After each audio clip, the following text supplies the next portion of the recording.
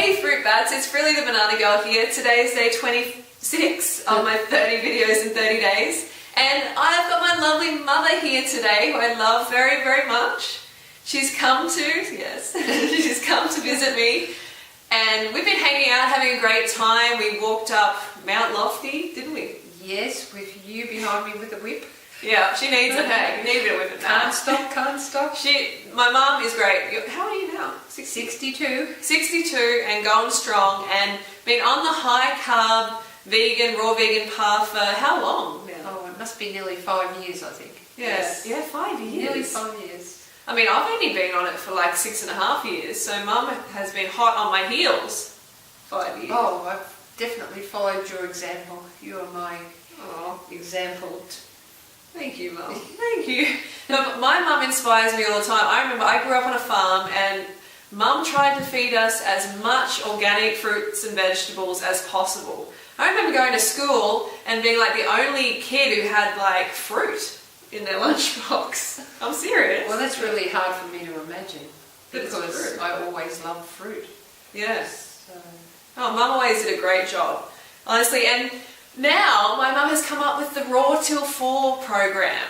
And what exactly is Raw Till 4?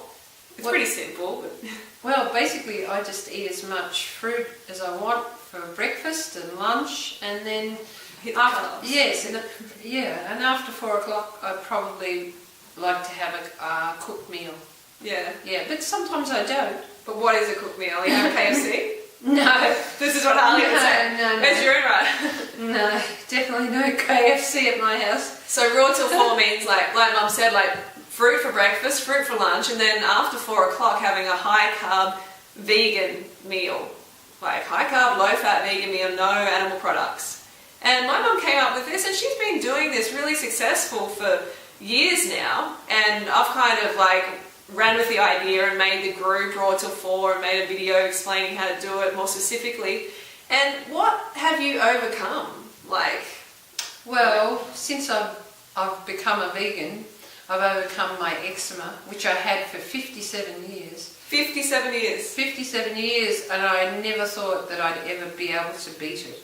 I had been to so many skin specialists, and I tried so many different things, creams, everything. And, I just was despairing. That I actually thought I'd be an old lady still scratching. Yeah, I thought you would be too. Because I've been scratching all my life, and my mother told me that I was actually, I had eczema the day I was born. Wow. So it was pretty bad. Now that just shows you. I mean, and what about when you were young and Nana, my Nana, your mum, would tie gloves? Yeah, she would tie gloves onto my hands because every night I'd go to bed and scratch, and there'd be blood all over the sheets, and I'd have skin off everywhere, and it was just an ongoing thing. It happened all the time. So she got a bit desperate, tried a few things. She never ever thought about diet though. Yeah, no one does. I mean, all the specialists you went to, how many of them actually commented on diet at all? I only had one actually who actually gave me the elimination diet to try to see if it was something in my diet, and that was one out of about 6 or 7. So. And they're serious specialists.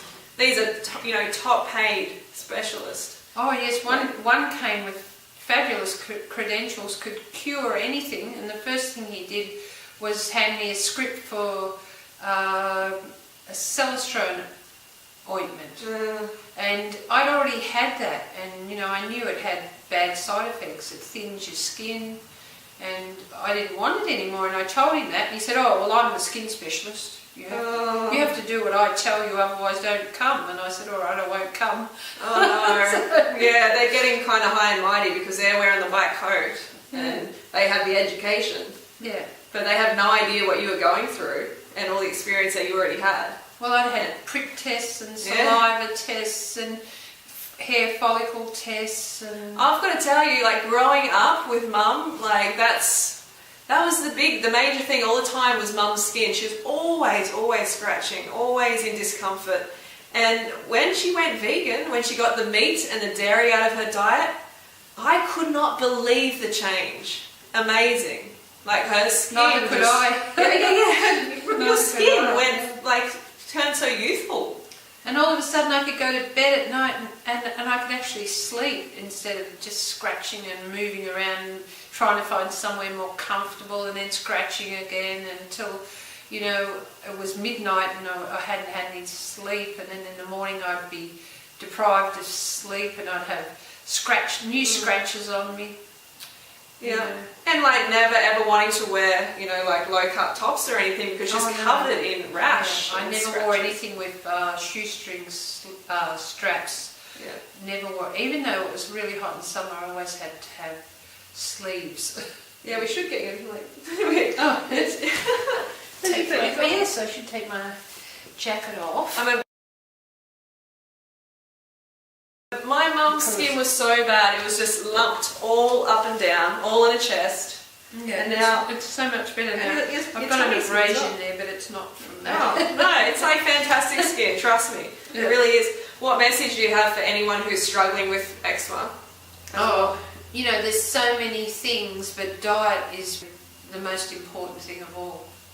I mean, you know, you need to be careful about what soap powders you use, and you need to stop using soap in the shower. And you did all those things. Yes, I've already done all those things, and it had helped a little bit, you know, Marginally. definitely.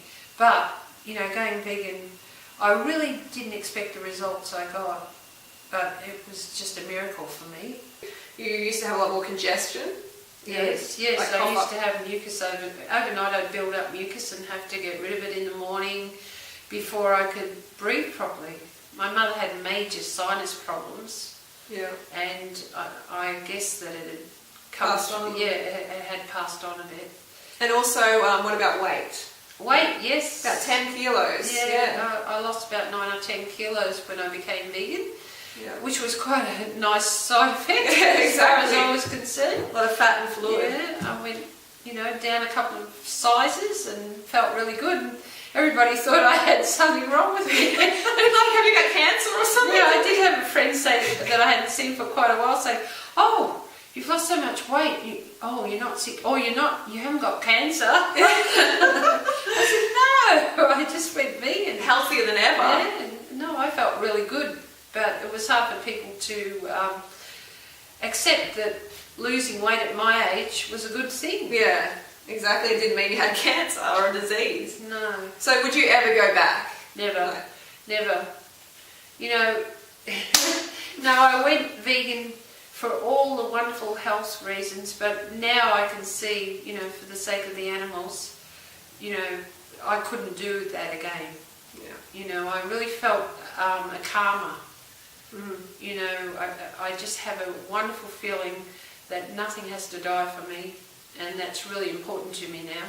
Yeah, me too. That's awesome. Oh, it's true. Like, we grew up, you know, on the farm and everything, killing chickens, and you know, it's sort of normal. Yes. But now we get it. Now we're like, oh my God, what are we doing? Yes. You know. Yes. But at least we're on the path now. No more animals have to suffer because of our meals. So, thanks for coming in, Mum. Thank you. Love you. Love you too. Oh. She's a wonderful girl. Oh, thank you. I'm very, very lucky. And I will see you tomorrow for day 27. I hope you enjoyed this interview. If you did, give us a thumbs up for mums. We love mums. And don't forget to go fruit or fruit or root yourself. And we'll see you tomorrow. Okay, bye. Bye. Banana Girl.